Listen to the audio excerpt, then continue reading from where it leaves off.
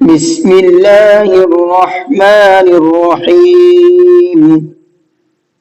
جی آج کا جو سبق ہے وہ یہاں سے عین سے شروع ہے.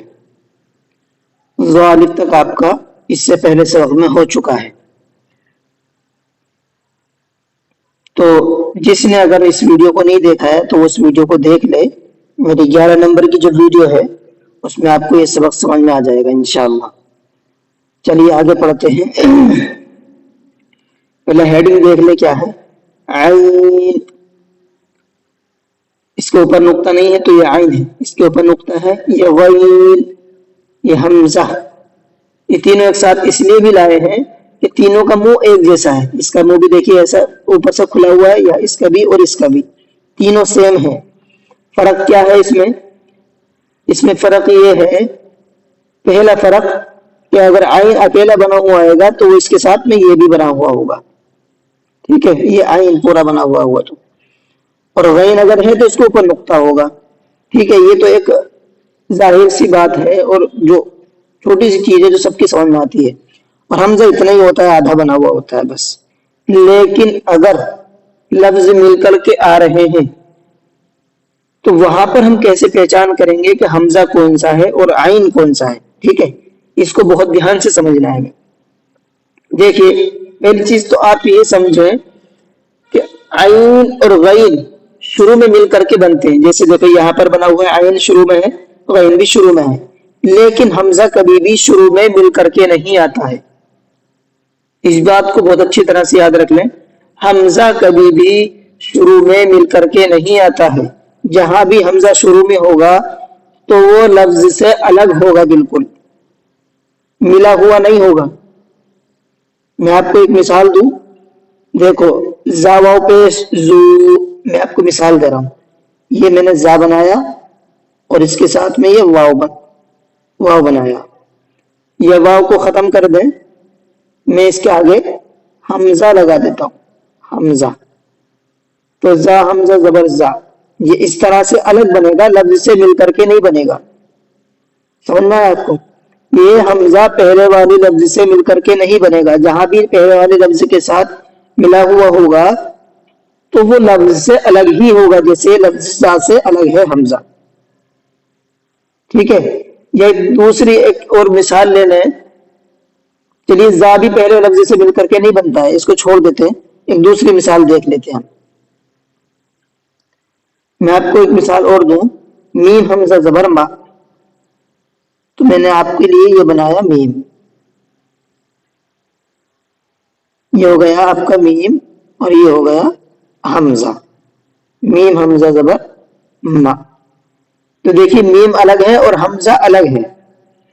یہ پہلے والے لفظ کے بھی حمزہ مل کر کے نہیں بنتا ہے. اگر اس کے ساتھ میں عین آ جائے یا غین آ جائے تو وہ کس طرح سے بنے گا وہ میں آپ کو بتا دوں. فرق کیا ہے دونوں کا.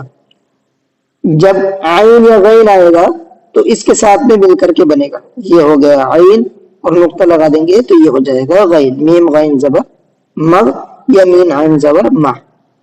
تو دیکھیے میم کے ساتھ بالکل ملا ہوا ہے عین، لیکن جب حمزہ آیا تو وہ لفظ سے بالکل الگ تھا. یہ ہے پہچان اس کی. یہ پہچان کو آپ کو بہت اچھی طرح سے سمجھ لینا ہے. پھر بھی اگر نہ سمجھ میں آئے تو آپ مجھے میسج کر سکتے ہیں کہ آپ دوبارہ سے سمجھا دیں، تو میں آپ کو دوبارہ سے سمجھا سکتا ہوں، کوئی ویڈیو بنا سکتا ہوں اس کے اوپر. چلیے آپ سمجھ لیتے ہیں، سبق پڑھ لیتے ہیں آگے. یہ دیکھیے پہلا لفظ عین ہے، اس کے اوپر نقطہ نہیں ہے، اور یہ زا ہے. عین زا، اس کے اوپر نقطہ ہے، یہ غین ہے، اور اس کے بعد یہ را ہے. غین را. یہ دیکھیے صاد ہے، اس سے پہلے ہم پڑھ کے بھی آئے ہیں صاد، یہ پڑھ کے آئے تھے اوپر. اور اس کے ساتھ یہ پورا کا پورا بنا ہوا عین ہے.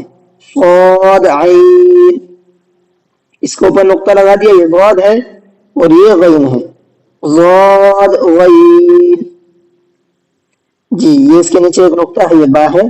اور یہ دیکھیے مڈل میں جب عین بنتا ہے تو ایسے بنتا ہے خالی، بس اتنا ہوتا ہے، اس کا بھی دھیان رکھیں. اور یہ دال ہے، با عین دال. آگے دیکھیں اس کے اوپر دو نقطے ہیں، یہ تا ہے اور یہ دیکھیں یہ غین ہے، اس کے اوپر ایک نقطہ بنا ہوا ہے، اور یہ دال ہے. تا غین دال. हमजा, ये देखिए नीचे आया हमजा। अच्छा, ये चारों के चारों हमजा बने हुए हैं, इसको समझना है। एक हमजा तो एक तरह से आता है, खाली हमजा बना हुआ होगा, कभी एक हमजा अलिफ के ऊपर बना हुआ होगा, कभी वाव के ऊपर बना हुआ होगा, कभी या के ऊपर बना हुआ होगा। ये तीन शक्लें भी आपकी कायदे में कुरान में आएंगी। तो इन चीजों को वहीं पर समझेंगे, ठीक है, क्योंकि अभी यहाँ मैं समझाऊंगा तो आपको समझ में अच्छे से नहीं आएगा, मैं वहीं पर ही समझाऊंगा तो आपको अच्छे से समझ में आ जाएगा इंशाअल्लाह।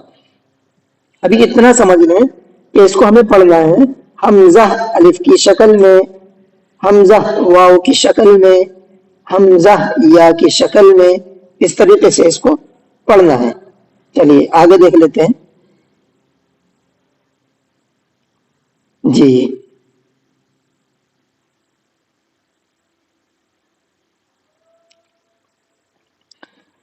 आगे है आपका हेडिंग फा ऑफ ऑफ वाव मीम। अब इनको मिलाना कैसे वो देख लेते हैं। इसके ऊपर दो नुक्ते हैं, ये पहला कॉफ है और ये वाव है, कॉफ वाव। इसके ऊपर एक नुक्ता है जैसे फा के ऊपर है, तो ये फा है आपका और ये वाव है, फा वाव। इसके ऊपर भी एक नुक्ता है, ये फा है, और इसके ऊपर दो नुक्ते हैं, ये कॉफ है और ये लाम है, फा कॉफ लाम। इसके ऊपर दो नुक्ते हैं, ये कॉफ है, इस पर एक है, ये फा है और ये लाम है, कॉफ फा लाम। इसके नीचे दो नुक्ते हैं, या है और ये फा है, या फा।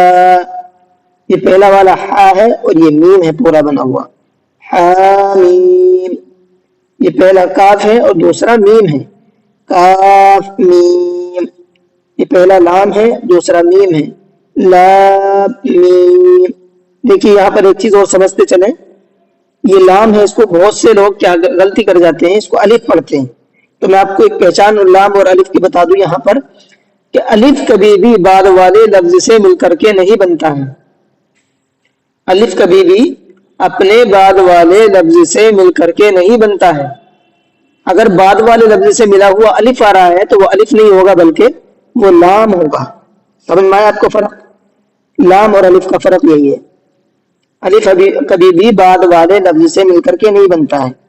अगर बाद वाले लफ्ज से कहीं अलिफ मिला हुआ बन के आ रहा है तो वो मीम, वो लाम है, सॉरी लाम है वो। तो देखिए ये लाम है, लाम मीम ता मीम ता मीम ता। चलिए आज का सबक यहीं तक है। अल्लाह ताला हमें सही समझकर पढ़ने की तौफीक अता फरमाए। अस्सलामु अलैकुम व रहमतुल्लाह।